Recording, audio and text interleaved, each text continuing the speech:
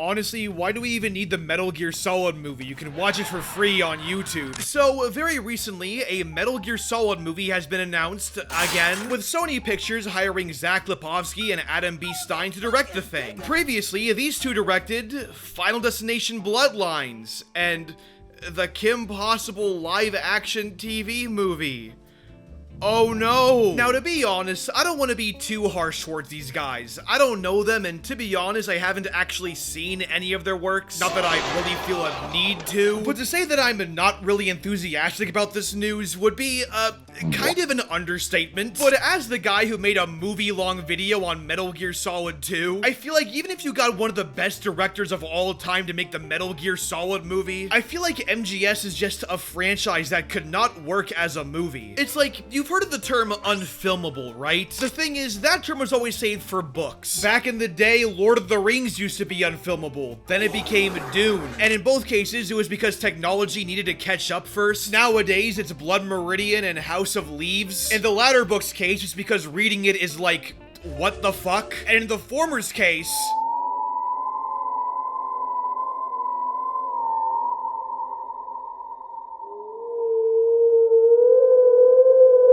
but I think now it's about time we apply that term to video games. With Metal Gear Solid being like up there, like top 3 at least. Because as cinematic as Metal Gear Solid is, it's also Metal Gear Solid. And there are many reasons why this project won't work, assuming it'll actually happen and not be in development hell. So this is why the Metal Gear Solid movie will not work, even if Martin Scorsese directs it. Reason number 1, Hollywood just simply won't get it. So here's a hot take, we still don't have a good video game movie adaptation at all. At least over here in the West, I hear some of the Persona animes are pretty good. Now granted, we have come a long way. For one, The Last of Us Season 1 is actually a good adaptation of the video game. But the thing is, that's a TV show and not a movie. This is double for both Fallout and Cyberpunk Edgerunners, as they're not actually adaptations, they're spin-offs, they're side stories. But if you go back to the world of movies, we still don't have a good adaptation yet. The best video game movie that I can think of, at least the best mainstream one, is Sonic the Hedgehog 3, which shockingly is actually a pretty good movie. But here's the thing with that. Not only is Sonic the Hedgehog not really a complicated franchise and very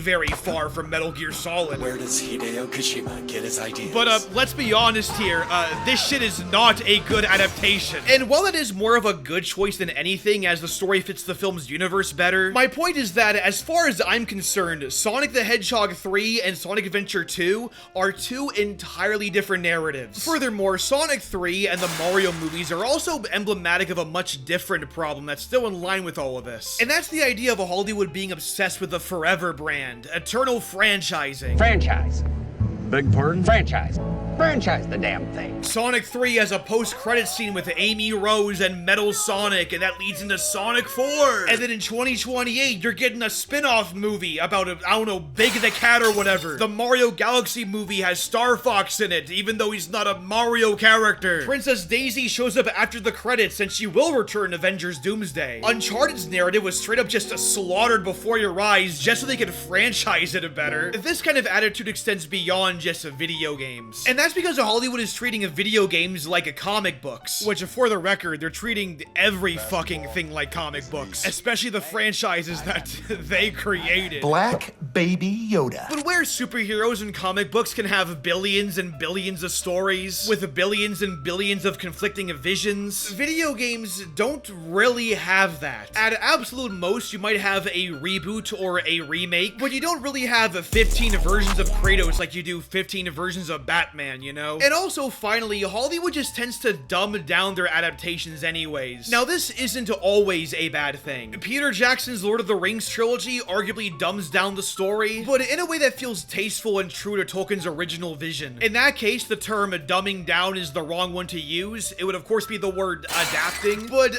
that's not usually what Hollywood does. No, what Hollywood wants is the broadest audience possible. Because of this, Hollywood will try its best to make a fine, I guess, movie, and then just load that bitch up with fan service. The problem is, you really cannot do this with Metal Gear Solid, a franchise that does do fan service, but but can be very self-critical of it, and a franchise that is deeply tied to its thematic depth and the way it deconstructs certain elements. My point is, there is no way in hell Hollywood will care to actually adapt Metal Gear Solid, and I'm afraid the studio notes will mostly be, make this more like John Wick or Bullet Train, which at that point, it'll no longer be Metal Gear at all. Turning Metal Gear into another action franchise makes it not what Metal Gear actually is. Now, to be fair, this first point is a kind of the weakest, which is why I put it first. Yeah, sure, Hollywood has a pattern of fucking shit up all the time, and they also probably just hate video games in general. In fact, while I was making this video, Noah Hawley said about his upcoming Far Cry series, when you play a video game, you really only move forward through the gameplay section, and then you have these cutscenes that you can skip.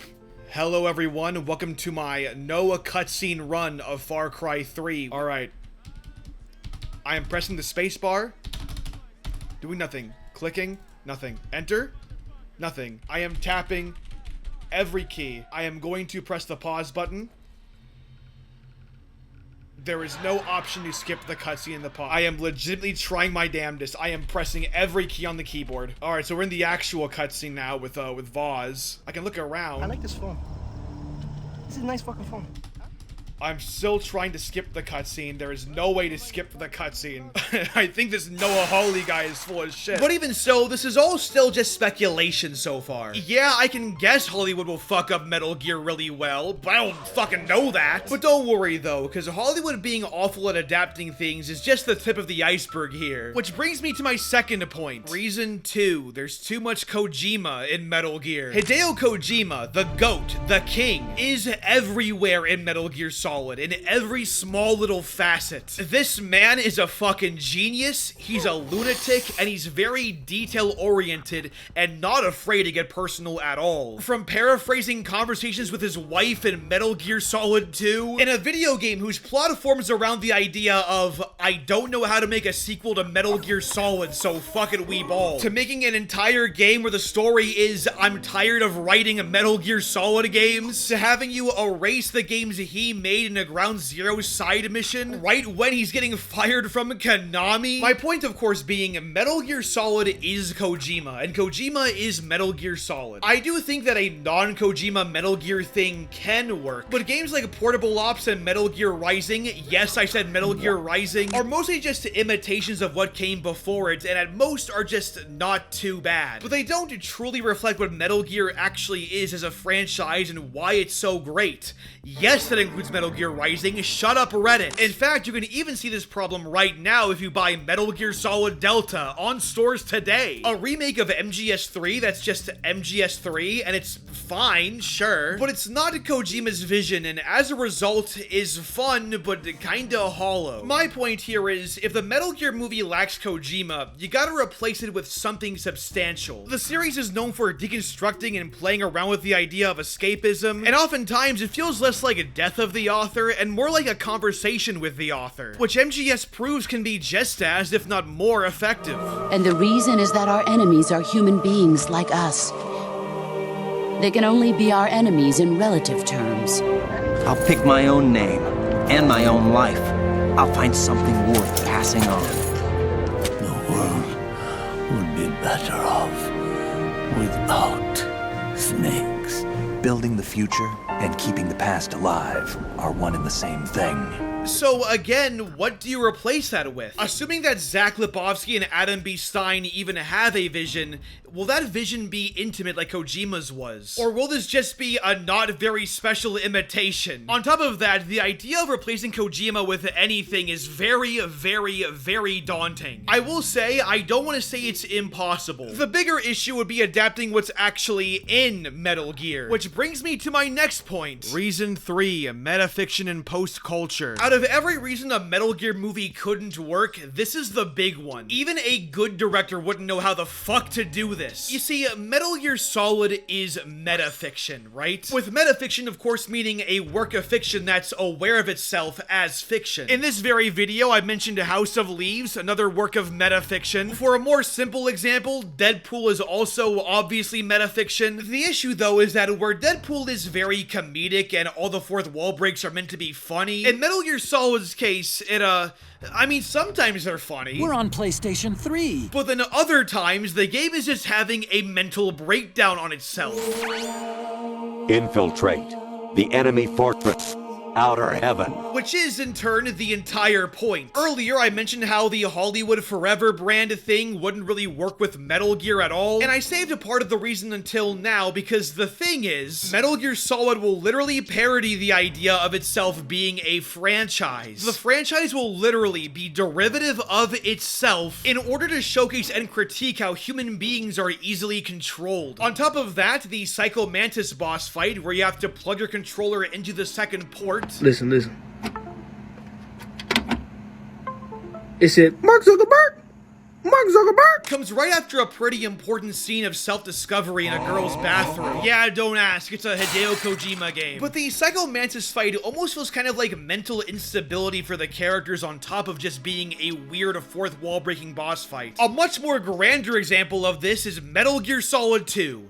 Just the whole fucking game. Raiden, turn the game console off right now. What did you say? These moments are literally what make Metal Gear what it is. So the first question, how do you translate this to a non-interactive medium? Sure, commentary on information and society, as well as metafiction, have been in films before, but the way Metal Gear does it is specifically within the realm of a video game. On top of that, Metal Gear is often very intentionally deconstructing the male gamer fantasy. It literally would be like adapting House of Leaves. You're adapting something too closely tied to its own medium. Infinite ammo. And the second question, so Metal Gear is very much self-critical of its place as a franchise, with multiple comedic winks and nods, like for example, We're on PlayStation 3. I'm talking about that PS Triple. On the surface, these moments are indeed the Deadpool-styled funny fourth wall breaks, but when juxtaposed to the rest of the fourth wall breaks and the franchise's other messages, they also come off as a bit more jaded and cynical, especially in Metal Gear Solid 4, and its overall theme of letting the past die. Metal Gear is kind of up there as one of the most anti-franchises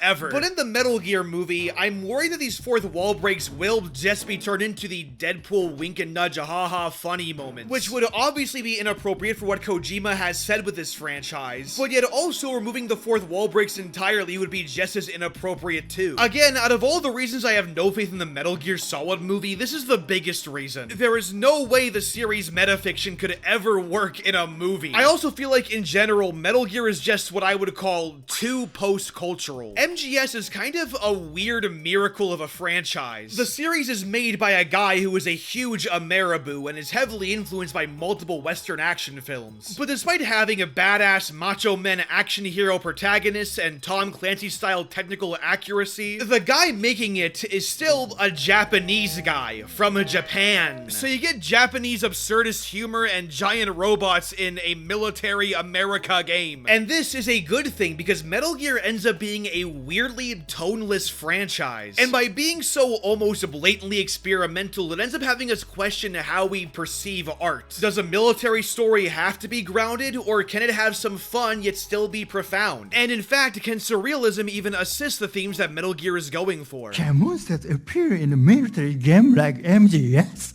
What kind of game is this? Is that what you're thinking? But the truth is, these bosses are not monsters. They are humans transformed by battle. They are the ultimate casualty of war.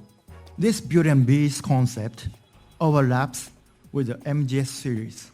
Anti-war, anti-nuclear team. In general, MGS questions the structure of art by intentionally lacking a structure. Now, funny enough, unlike the metafiction, I think this part could actually work in a movie. I just don't think anyone will actually try to make it work. It will instead try and pivot to one direction or the other when it should be pivoting to neither. And that kind of thing, I just don't think anyone in Hollywood will truly get. At least not the current people making the Metal Gear movie, you know? This next part is a side tangent about the Jordan Vogt-Roberts version of the Metal Gear movie that got canceled. Now again, I will admit, I have not seen Final Destination Bloodlines, but from what I've heard, that movie is fine, I guess. But I don't want a fine, I guess, for fucking Metal Gear Solid. It would be like having a Jeff Fowler, the guy behind the Sonic movies, direct Neon Genesis Evangelion. Like, absolutely nobody would want this, right? On that note, I do want to mention, though, the Jordan Vogt-Roberts Metal Gear movie. Because even though the Zach Lebowski and Adam Stein news is relatively recent, the MGS movie has actually been in development for years at this point, and would have been helmed by Jordan Vogt-Roberts, starring Oscar Isaac as Snake, with Vogt-Roberts' big break movie being Kong Skull Island, and nothing else afterwards. But out of anybody who could make a Metal Gear movie, I think Jordan Vogt-Roberts is genuinely the one guy who could maybe do it half decently. For one, the guy is a huge Metal Gear fan, and not just because he met Kojima and is in Death Stranding. No, I mean, the Kong Skull Island movie feels like a Metal Gear movie prototype. From its style to its tone to even Easter eggs and references. It's called the Gray Fox.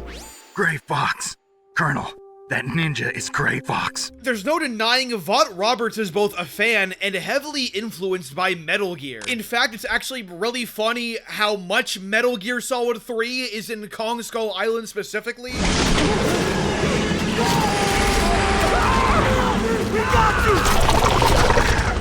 Freeze! I do! Stay calm. I feel we're on the brink of an area of expansion.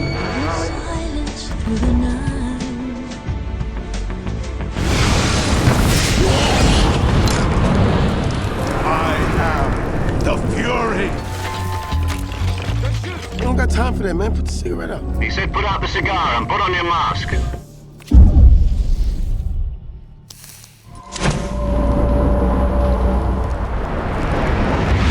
My point is, Vogt-Roberts would be the best choice for an MGS movie, aside from maybe Kojima himself. There's not a lot known about his project, but there is a lot of concept art he dropped. The point of it wasn't to showcase what would actually be in the movie, more so set the tone, but still, it's really, really good stuff. Look at this. It really does showcase a great love and admiration and understanding of what Metal Gear is as a series. It's totally visually jaw-dropping stuff, and I wish this movie got made. Now, I still don't think it would have held a candle to the games, but Jordan Vogt-Roberts did have a great vision for what a Metal Gear movie could look like and could be. And he's the one guy who could have made a Metal Gear Solid movie not the worst fucking thing ever. Conclusion, the end of the video, whatever. Metal Gear Solid can't work as a movie. There are so many factors that are working against it. It would take a lot for me to get any kind of excitement out of the idea of a Metal Gear Solid movie. And here's the thing, this movie might be delayed and put into development hell. That's more than likely. But I'm kind of scared it'll one day crawl out of development hell and actually release. But if it does, my feelings will always be the same. If Zach and Adam leave the project and someone else comes in, I'll just be making the same points with different names. And that's my Metal Gear Solid movie pre-review. I hope it gets canceled. Fuck you in the lane you came with.